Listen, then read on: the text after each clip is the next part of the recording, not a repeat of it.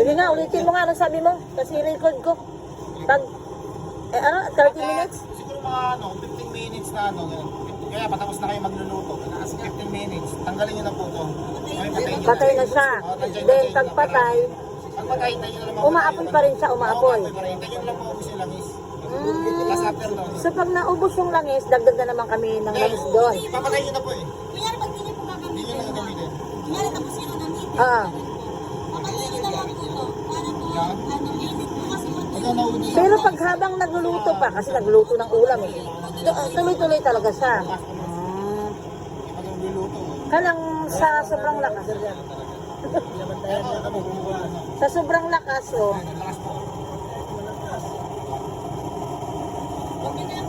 Hindi siya nangingitim ang kaldero. Depende po sa Hindi, langis eh. sa tingin ko kasi- Pagka malapot ang langis kasi po, Sa kulay ng blue. depende sa langis. Pag nahaluwa siya ng tubig, pupukupukak yan. Pagka malaman niyo po na may tubig yung langis, gumagano'n ganun. Pero mawala rin naman yung dahil sa init. Pwede yan hinaan. Pwede po yung namin. Saan ang hina niya? Sa blower sa hinaan. Akala ko dito hinaan, sa blower pala. ito po yung parang, ito na po. Patak-patak yung sabi mo kanina. Para po hindi po mawala yung apoy. Nakabukas po. Paano ba i-open to? Pag ganon? Ito? Ano po? May tanong ng direksyon. Yun po. Gusto mag-direct. Di ba?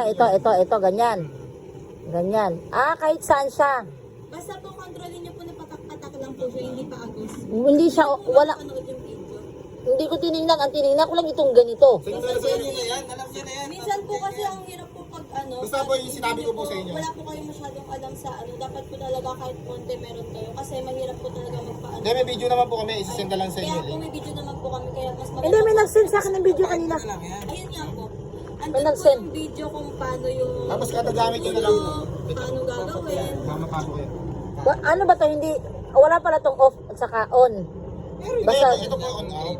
Tapos ito po yung ito po yung magkano na langis.